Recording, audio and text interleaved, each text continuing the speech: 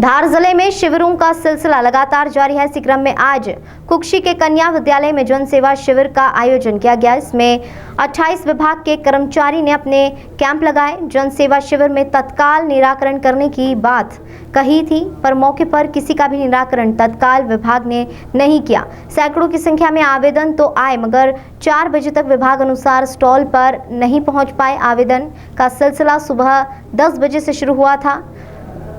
धार जिला कलेक्टर भी शिविर में आने वाले थे, मगर कुछ कारण से वह नहीं पहुंच पाए। तपती धूप में टेंट लगाकर शिविर का आयोजन तो किया, मगर लोगों का कहना था कि आवेदन के नाम पर जनता की भावना को आहत करने का क्या मतलब है। इधर प्रशासन की ओर से कोई जिम्मेदार अधिकारी ने कुछ भी कहने से मना कर दिया। वहीं मेधा पाटकर ने कहा कि जन सेवा शिविर नहीं, मेवा शिविर है।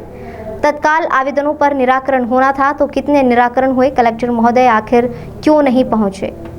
क्यों नहीं है? क्या जन सेवा शिविर तो जन मेवा शिविर दिख रहा है हमको, क्योंकि इसकी जो खबर आई थी सभी जनता के पास, जिसके कारण दूर दूर के दराज के गांव के लोग आए, टीन शेड में पड़े हुए गरीब से गरीब लोग खर्चे करके पहुंचे हैं। क्यों? क्योंकि यहाँ तत्काल निराकरण किया जाएगा, ये खबर थी।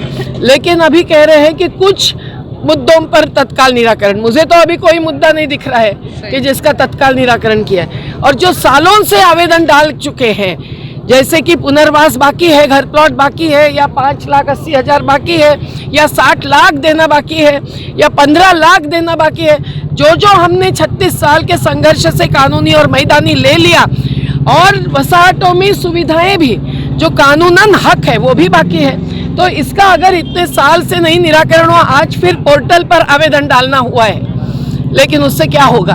हमारा कोई पोर्टल और पेंडॉल पर विश्वास नहीं है, धरातल पर विश्वास है। तो लड़ेंगे, लड़े हैं, लड़।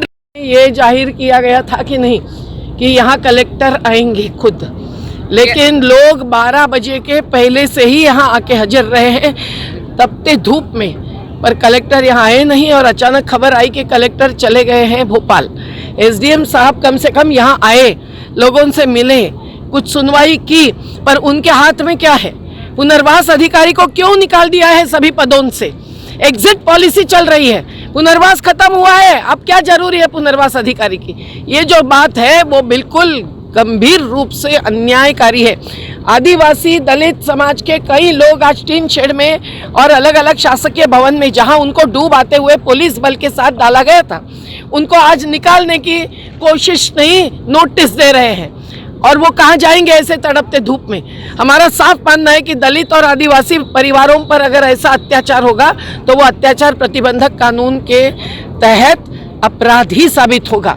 और जिनको कि पुनर्वास का सब लाभ नहीं मिला है, जिनका घर नहीं बन पाया है, जिनका प्लॉट सही साथ नहीं मिला है, वो कहाँ जाएंगे अगर वो भवन छोड़कर जाएंगे? तो ऐसे एक एक गांव के उदाहरण है। कुक्षी में तो ऐसी नोटिस नहीं दी है, पर बड़वानी एसडीएम ने ऐसी नोटिस देने पर कल हमने उसका विरोध जाहिर किया है। आज उन्होंने क्या किया है वो अभी देखने मिलेगा। पर ऐसे कई सारे मुद्दे हैं। पुनर्वास स्थल की जमीन के जीआरए के ऑर्डर्स है, उसका पालन नहीं हो रहा है, और जीआरए में ही 4,000 से 5,000 अर्जियां प्रलंबित है। अलग अलग समय अलग अलग अधिकारियों के सामने अर्जियां डाल चुके हैं। अभी एसडीएम का जो शिविर हुआ वहां रिसीव्ड नहीं दी गई, तो अभी एसडीएम महोदय कह के गए हैं कि हम उसके सभी की रिसीट दे देंगे। पर हमको रिसीव्ड क्या करना है? हमको लाभ रिसीव करना है, केवल आवेदन की कॉपी नहीं। और ये नहीं होगा तो हमको कड़ा संघर्ष के सिवाय अब दूसरा रास्ता नहीं है। हम बस राह देख रहे हैं, थोड़ा सा धूप कम हो जाए और हम निकल पड़े, है ना? करना ही पड़ेगा कि नहीं? हम हमारा हक मांगते नहीं किसी से